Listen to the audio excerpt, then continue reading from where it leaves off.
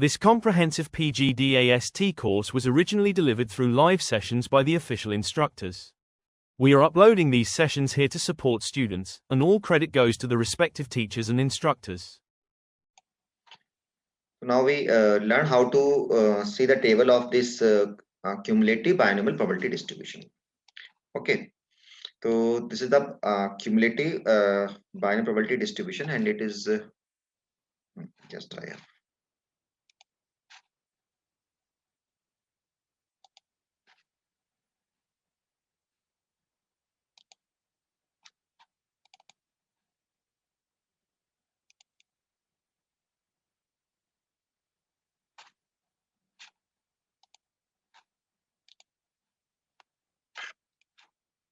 Yes, this is the table cumulative binomial probability distribution, और यहाँ पे clearly लिखा है कि what this table give the value x is equal to 0 to c capital N. Oh sorry, यहाँ पे थोड़ी mistake हो गई है.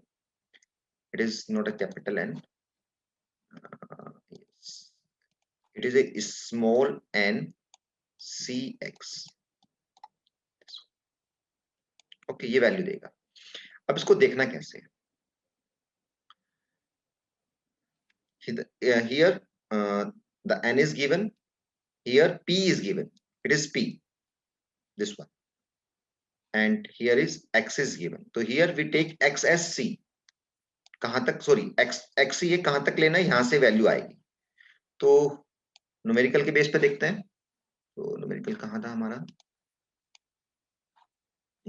this one, this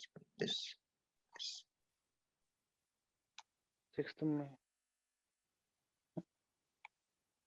यस, उसी क्वेश्चन को देखते हैं. Page question number 1. तो here n is equal to था 20 और c इज इक्वल टू था 1 and p is equal to था 10% effective out of 500.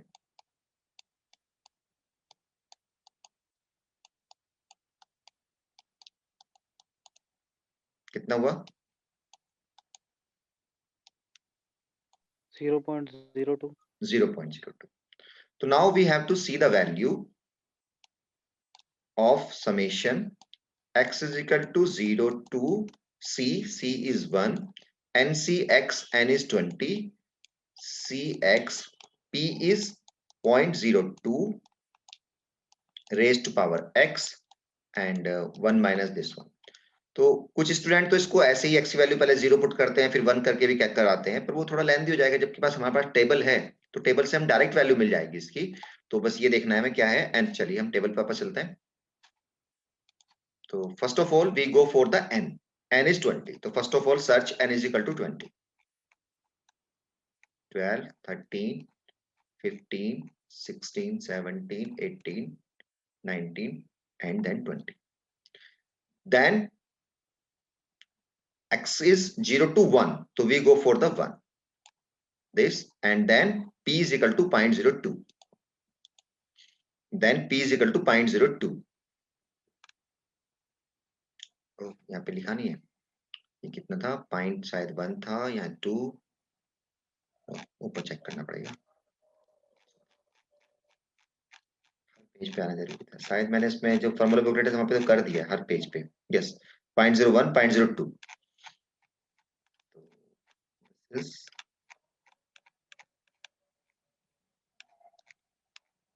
Yes, so second one. So this value is 0.9401.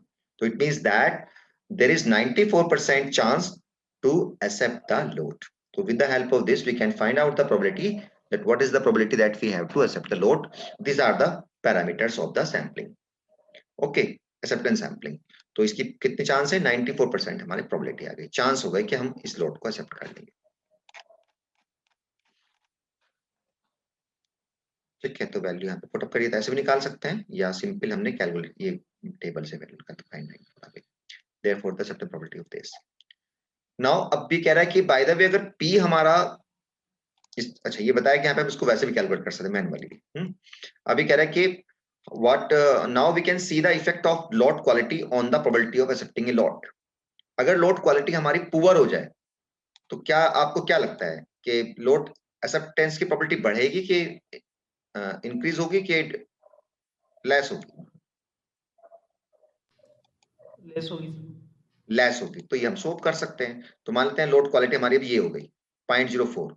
तो वैल्यू हम फिर वापस चलते हैं टेबल में, वैल्यू देखते हैं। तो अब लेना है पॉइंट, ये 1 थी, ये 2 थी, ये 3 थी, ये 4। तो अब प्रोबेबिलिटी कितनी होगी? 0.8103 हो गई। ओके, तो टेबल की हेल्प से हमने ये भी कर सकते हैं। तो ऐसे ही अब अगर हमारे पास सी को हम बढ़ाएं घटाएं फिर क्या होगा? अगर सी को इंक्रीज करेंगे तो क्या होगा? हमारी प्रोबेबिलिटी बढ़ेगी कि लेस होगी?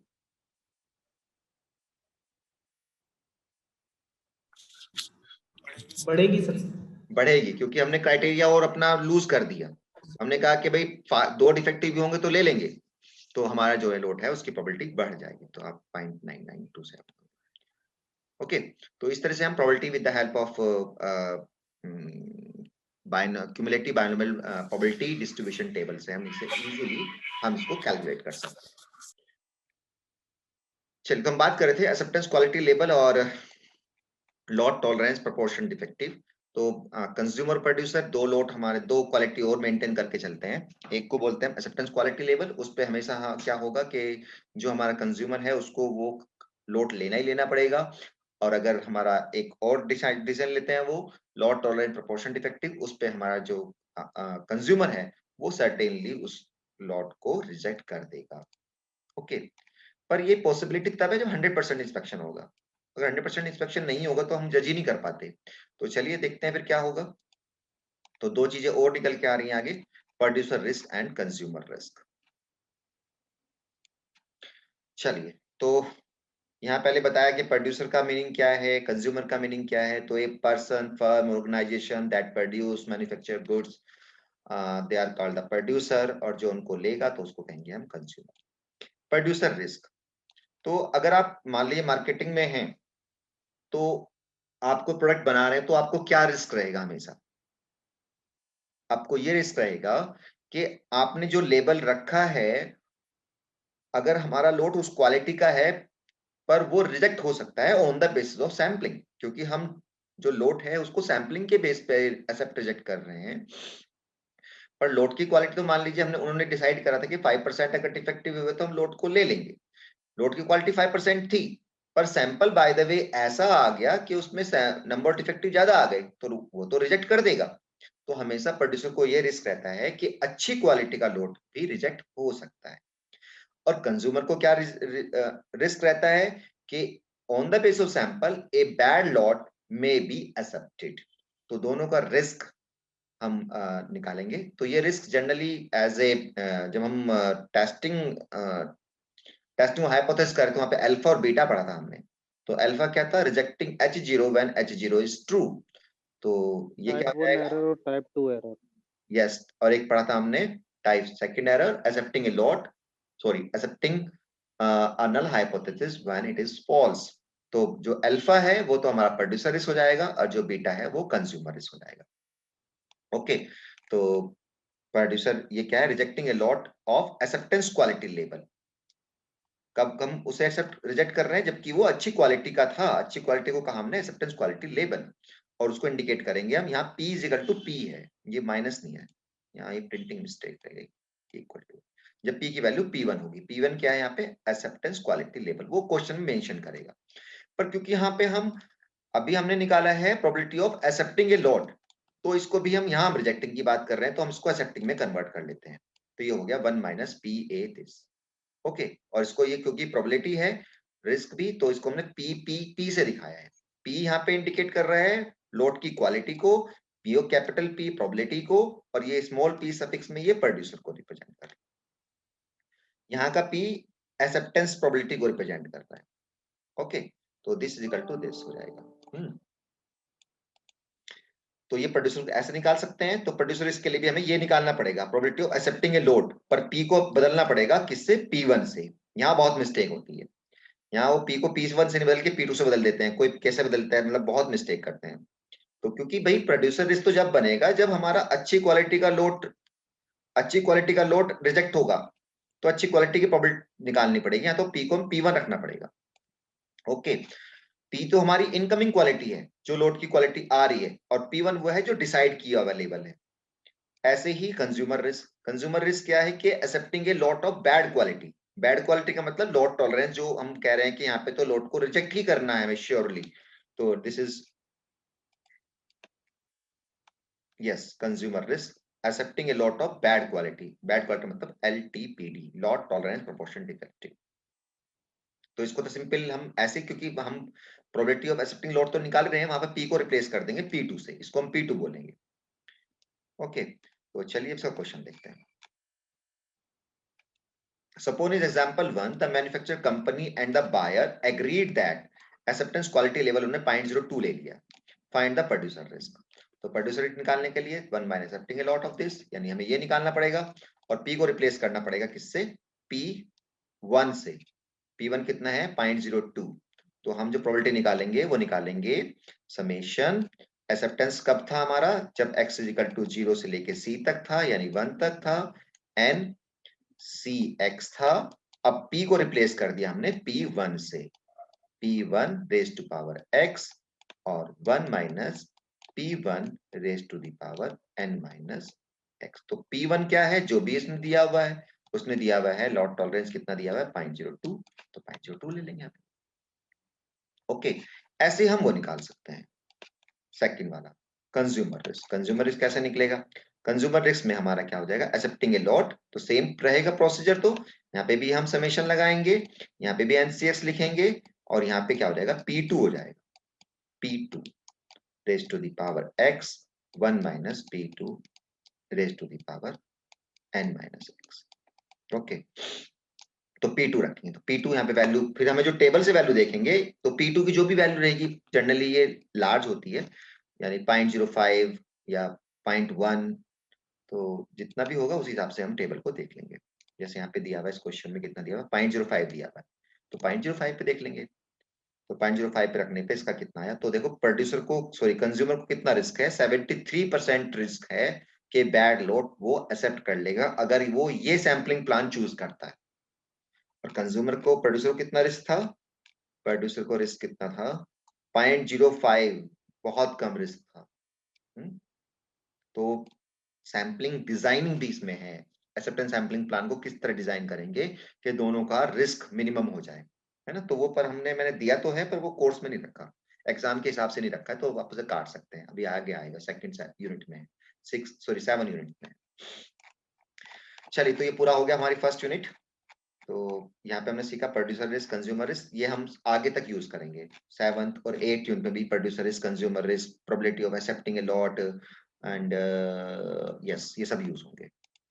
चलिए, तो अब लेते हैं हम नेक्स्ट यूनिट, और नेक्स्ट यूनिट है यूनिट नंबर 6। मेरे ख्याल 6 तक ही हो पाएगा, कोई बात नहीं, कर लेंगे फिर, मेरे पास टाइम तो बिल्कुल नहीं, और क्या करें। Rectifying sampling plans. देखिए, अभी पढ़ा था हमने एक्सेप्टेंस सैम्पलिंग प्लान, तो दूसरा सैम्पलिंग प्लान बनाया रेक्टिफाइंग सैम्पलिंग प्लान। दोनों में बहुत बेसिक डिफरेंस है। देखिए, एक्सेप्टेंस सैम्पलिंग प्लान की एक ड्रॉबैक है, वहां पे क्या हुआ, हमने कंपेयर करा क्राइटेरिया से, अगर वो फुलफिल हो गया तो हमने लोड को या तो एक्सेप्ट कर लिया, अदरवाइज रिजेक्ट कर लिया। ठीक है, रिजेक्ट कर दिया। अब ये रिजेक्ट लोड का क्या होगा? मान लीजिए मेरे पास अमेरिका से कुछ सामान आया, मैंने उसका इंस्पेक्शन करा और लोड को रिजेक्ट कर दिया। लोड रिजेक्ट हो गया, उसकी कॉस्ट, ट्रांसपोर्टेशन कॉस्ट, फिर वापस भेजूंगा, उसकी ट्रांसपोर्टेशन कॉस्ट, फिर वो चेक होगा। तो रिजेक्टेड लोड जर्नली फिर वापस नहीं जाते। फिर कंपनी क्या करती है? नेगोशिएट करती है, भाई मेरा लोड रिजेक्ट हो रहा है, तो ऐसा कर, तुम इसे कुछ रेट डाउन कर देगी, क्या आप इस पे खरीद लो। तो जो सो खरीदता है, तो उसकी सेल वेल जो आता है, रिजेक्टेड लोड आता है, नहीं कंपनी लगाता है एक्सपोर्टेड माल, तो वो रिजेक्टेड लोड ही होता है जनरली, क्योंकि कंपनी अगर उसको वापस मंगाती है तो बहुत खर्चा आ जाता है ट्रांसपोर्ट का, तो वो इससे अच्छा है कि उसको वहीं पे कम प्राइस में करके वो निकाल देती है। सेकंड, इन्होंने कहा कि भाई एक्सेप्टेंस, तो इसकी तो बड़ी ड्रॉबैक थी कि अब कंपनी को भले उसका माल सही था, पर कंज्यूमर तो रिजेक्ट कर दिया, तो उसके पास कोई और ऑप्शन नहीं है। तो फिर सेकंड सैम्पलिंग प्लान लाइट में आया, जिसे बोला rectifying sampling plan. Rectifying sampling plan क्या है कि हम लोड रिजेक्ट नहीं करेंगे। अब हम क्या करेंगे कि जो लोड हमारा, मान ले हमारे क्राइटेरिया फुलफिल नहीं हो पा रहा है, तो हम लोड को रिजेक्ट ना करके वहां पे 100% इंस्पेक्शन कर देते हैं। 100% इंस्पेक्शन करेंगे और जितना भी उसमें डिफेक्टिव यूनिट्स होगी उसको नॉन डिफेक्टिव्स में हम रिप्लेस कर देंगे। अब ये कहोगे कि भाई माल तो अमेरिका से आ रहा है तो वहां रिप्लेस कौन करेगा, तो उतने पैसे कम कर देंगे। ठीक है, तो रेक्टिफाई सैंपलिंग में बस क्या डिफरेंस रहा कि वहां पे लोड रिजेक्ट नहीं होता। अगर by the way criteria fulfil नहीं कर पा रहा then we call the 100% inspection and replace each defective unit by the non defective. Okay, और जो भी इसका खर्चा आएगा वो सब हमारा प्रोड्यूसर पे करेगा। तो प्रोड्यूसर को ये बेनिफिट मिला कि उसको ट्रांसपोर्टेशन खर्चा बच गया, उसका वापस नहीं लाना पड़ा। वैसे तो लोड रिजेक्ट हो रहा था पर ऐसा करने से उसको क्या हुआ, उसको ट्रांसपोर्टेशन का खर्च बच गया, इंस्पेक्शन का देना पड़ा, जो डिफेक्टिव तो उनको रिप्लेस करना पड़ा। तो ये डिफरेंस है हमारा एक्सेप्टेंस सैम्पलिंग प्लान में और rectifying sampling. This plan is called the rectifying sampling plan. तो in this plan we do not reject the load. चलिए, तो ये सब पहले की तरह से बिल्कुल सेम, बस यहाँ पे हमने वर्डिंग चेंज कर दी। कंपेयर करेंगे, if criteria satisfied load accepted load accept the load by replacing all defective units found in the sample by non defective। जो सैंपल में भी डिफेक्टिव निकलेंगे उनको भी रिप्लेस करवाएंगे, है ना।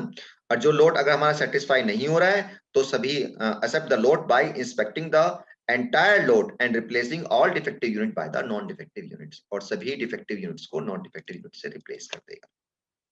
ओके, तो ये हमारा हुआ रेक्टिफाइंग सैंपलिंग प्लान। अब इसके क्या क्या बेनिफिट्स हैं, इसकी टर्मिनोलॉजी क्या क्या है, अब इसकी टर्मिनोलॉजी देखते हैं भाई। पहला आया एवरेज आउटगोइंग क्वालिटी, ये भी थ्योरी में पूछ लेते हैं। एवरेज आउटगोइंग क्वालिटी, या इसके ऊपर न्यूमेरिकल दे देते हैं। एवरेज आउटगोइंग क्वालिटी क्या है, अब देखिए बात करते हैं पहले एक्सेप्टेंस सैंपलिंग प्लान की। एक्सेप्टेंस सैंपलिंग प्लान में क्या है कि बस लोड आ रहा है, या तो उसको एक्सेप्ट कर रहे हो या उसको रिजेक्ट कर रहे हो। तो मान लीजिए मेरे पास 10 लोड पड़े हुए थे, तो 10 लोड को मैंने चेक किया, इनमें 5% डिफेक्टिव है सब में, मान लेते हैं।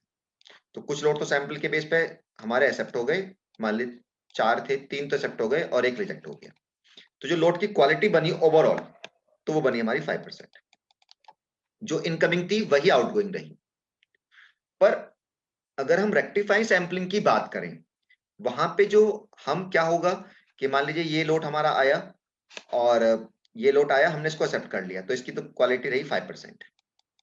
ये लोड मेरा रिजेक्ट हो गया, तो रिजेक्ट होने के बाद क्या होगा, मैं 100% इंस्पेक्शन करूंगा और 100% इंस्पेक्शन के बाद इसकी क्वालिटी क्या हो जाएगी, इसकी क्वालिटी तो 0% इफेक्टिव हो जाएगी। ओके, इसको मैंने एक्सेप्ट कर लिया तो इसकी क्वालिटी मान लीजिए 5% ही रही, और ये लोड फिर रिजेक्ट हो गया, इसकी क्वालिटी फिर 0% आ गई। तो जो यहाँ पे जो लोड की क्वालिटी बन रही है ओवरऑल, वो क्या हो रही है, हमारी इंप्रूव हो रही है।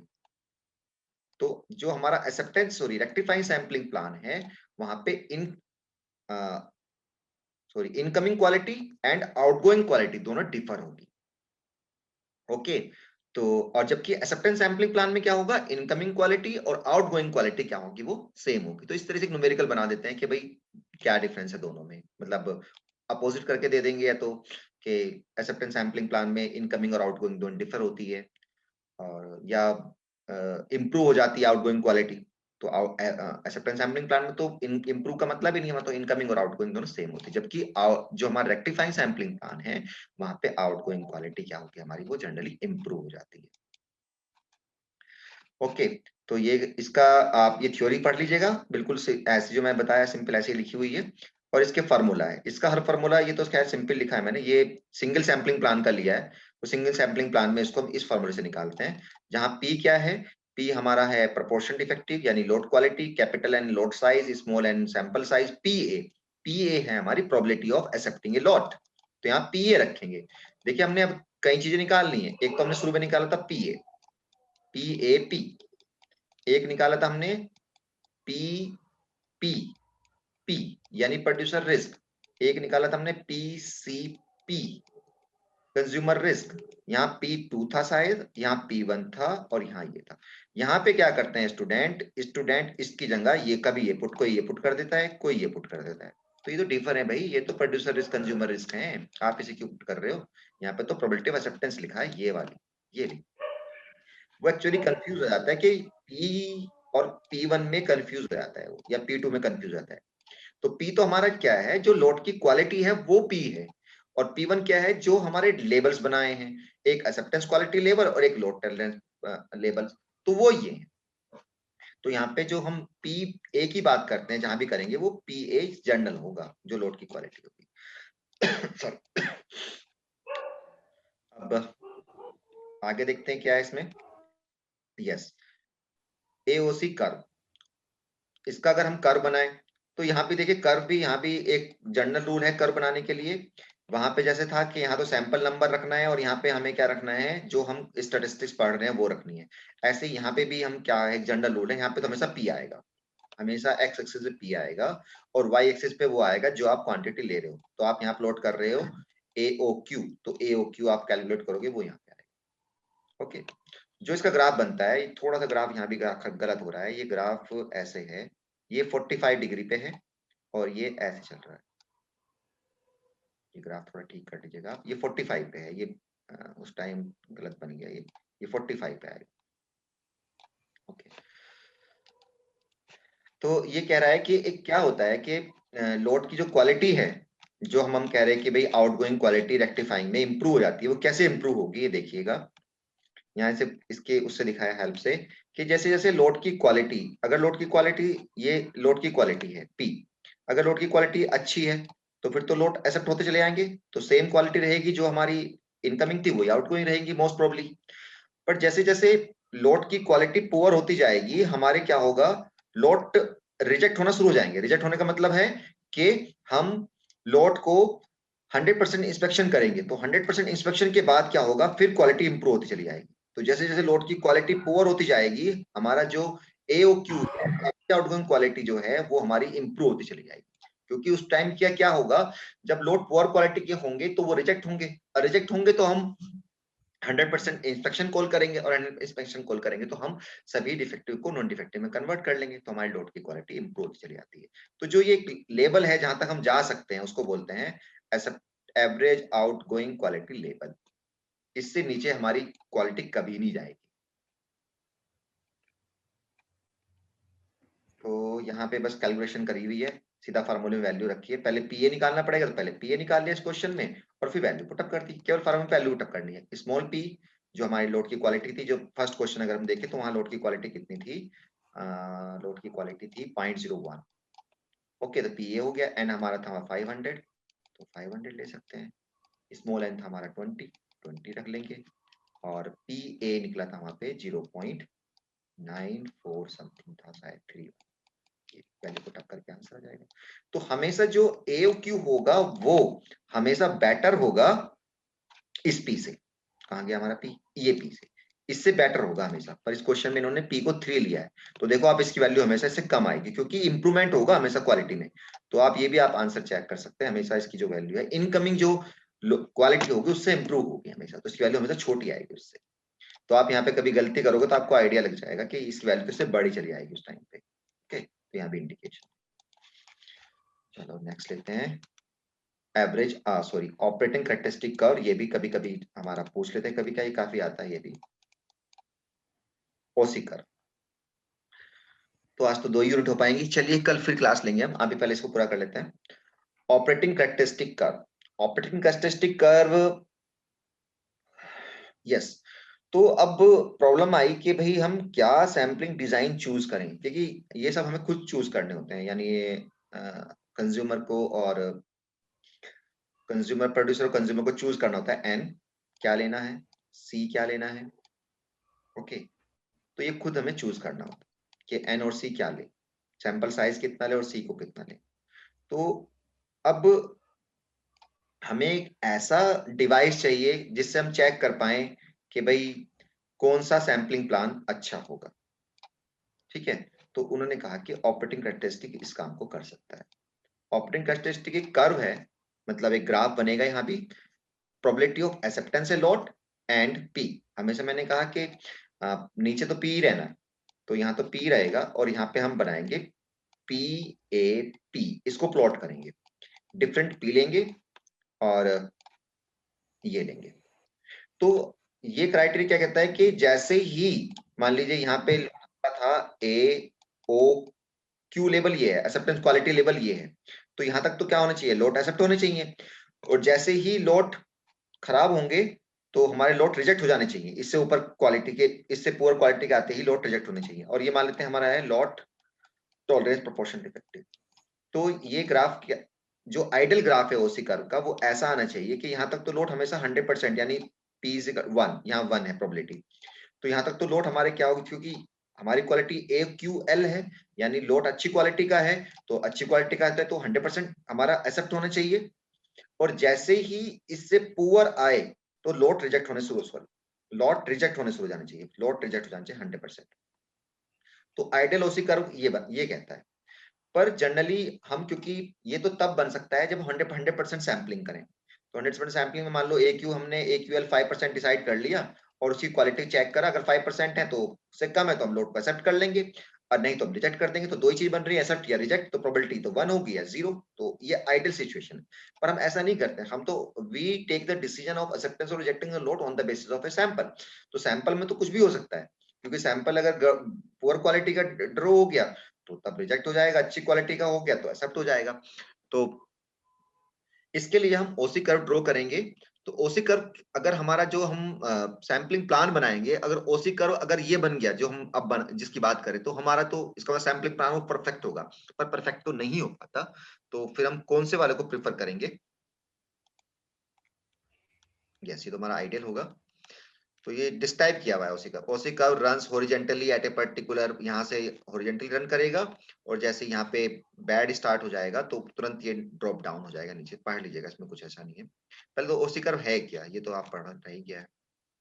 OC curve, OC curve is a OC curve for a sampling plan is a graphical graph of the problem. पहले तो देखिए, कोई भी अगर आपसे ग्राफ पूछा जाता है कि इसको डिफाइन करो, तो पहले तो बताओगे किस किस के बीच में बनेगा ये। ओके, तो सबसे आपके एक नंबर तो वही बन गया, एक उसको बना के दिखा दो, 2 नंबर वहां पे आ गए। ठीक है, अगर बाय द वे आप कुछ भी नहीं जानते तो आपको आधे नंबर तो 100% मिल जाएंगे। तो क्या है, OC curve of a sampling plan is a graph of probability of accepting the load versus probability of proportion defective in a lot. It is a plot by taking the proportion. अब ये बताया कि भाई चलो इनके बीच में graph तो है, अब कौन सा कहां पे लेना है।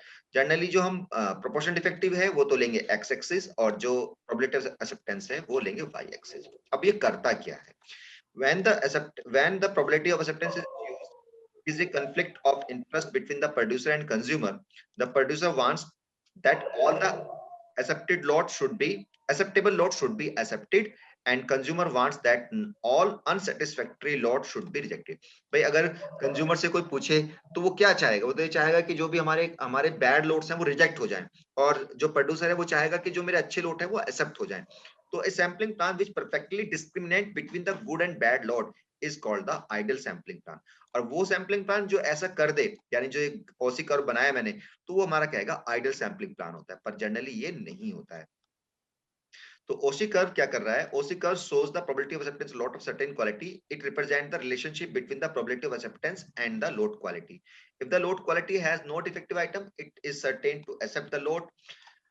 ओके, तो चीजें हो ही गई हैं। चलिए यहाँ पे तो जनरली शेप इसकी ये आती है, जो ओसी कर्व की शेप है वो जनरली एस के कम ऐसे बनती है। ओके, तो यस, ओके, या पढ़ लीजिएगा इसको एक बार अच्छे से आप। अब इस पे हम देख रहे हैं कि ओसी कर्व, अब क्योंकि हम तो यहाँ पे डिजाइन करेंगे सैंपल, तो एन को बढ़ाएं तो क्या फर्क पड़ेगा और सी को बढ़ाएं तो क्या फर्क पड़ेगा।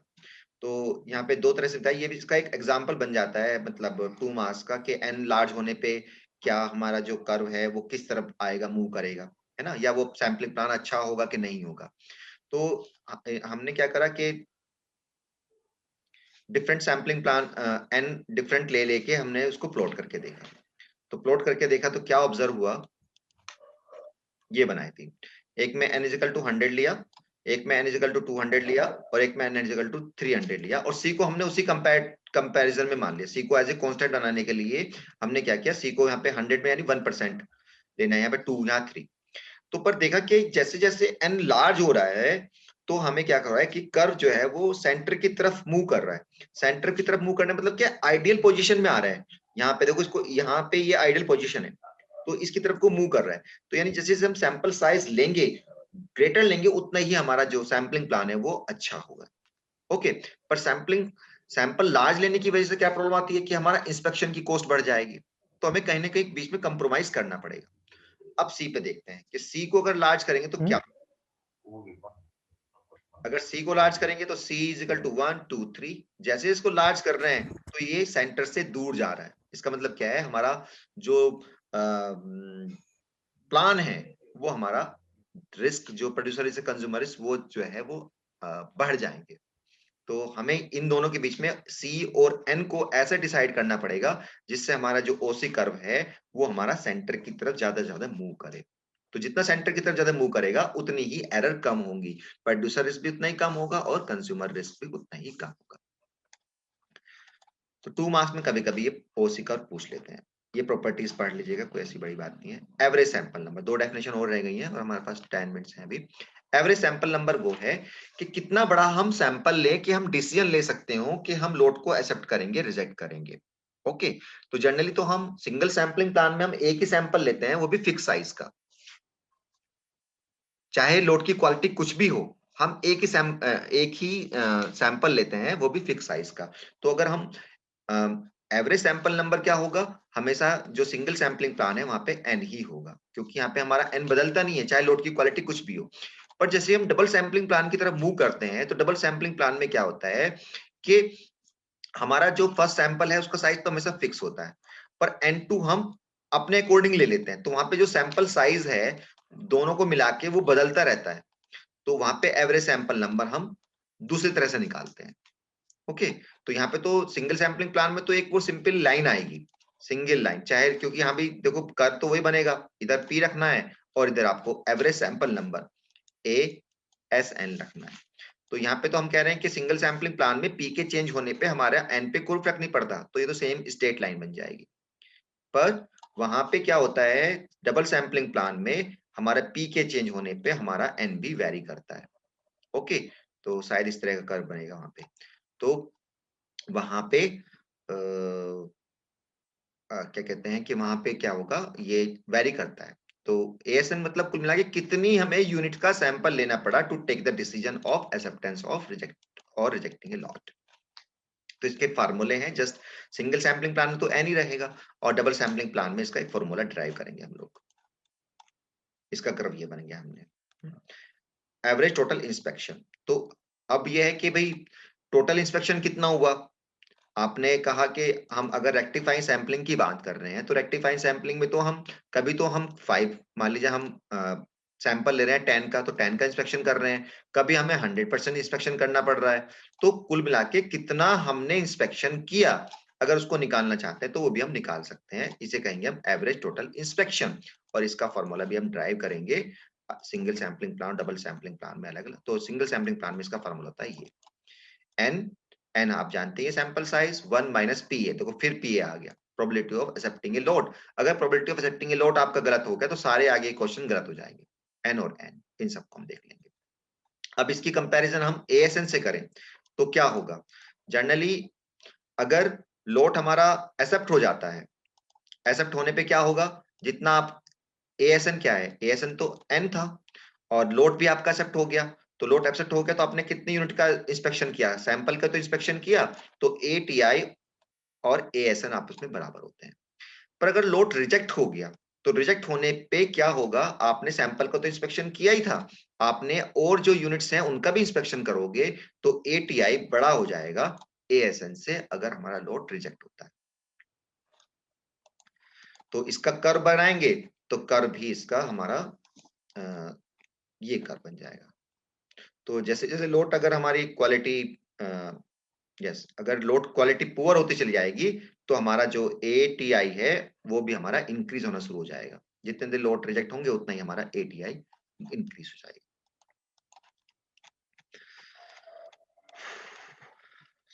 ओके, ये तो हो गई पूरी आपकी आज।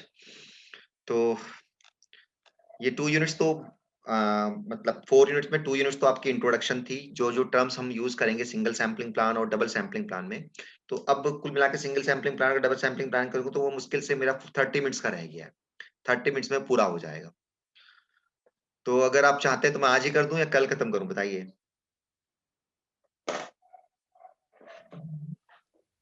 आज ही कर दीजिए सर कंप्लीट। चलिए, तो एक क्लास और हम अभी ज्वाइन कर लेंगे। न्यू सेशन स्टार्ट करके फिर स्टार्ट हाँ, न्यू सेशन कर लेते हैं। मुश्किल से हाफ भी नहीं लगेगा, है ना, मुश्किल से 20 मिनट्स और लगेंगे, क्योंकि सारे कंसेप्ट हमने कर चुके हैं हम लोग। हम देखिए सिंगल सैम्पलिंग प्लान क्या होता है, डबल सैम्पलिंग प्लान क्या होता है, ये समझेंगे। उसके बाद हम उसकी probability of acceptance of a lot कैसे निकालेंगे, प्रोड्यूसर कैसे निकालेंगे, कंज्यूमर कैसे निकालेंगे, और ये एक्सेप्टेंस क्वालिटी लेवल तो हम डिसाइड करते हैं। एवरेज आउटगोइंग क्वालिटी कैसे निकालेंगे, एएसएन कैसे कैलकुलेट करेंगे, और एटीआई कैसे कैलकुलेट करेंगे, ये सब हम सीखेंगे। दोनों में फॉर्मूले चेंज हैं, बाकी सब कुछ सेम है। ओके, चलिए तो इसको एंड कर रहे हैं और फटाफट हम लेते हैं 7 और 8, और ये आपका आज फिनिश हो जाएगा पूरा।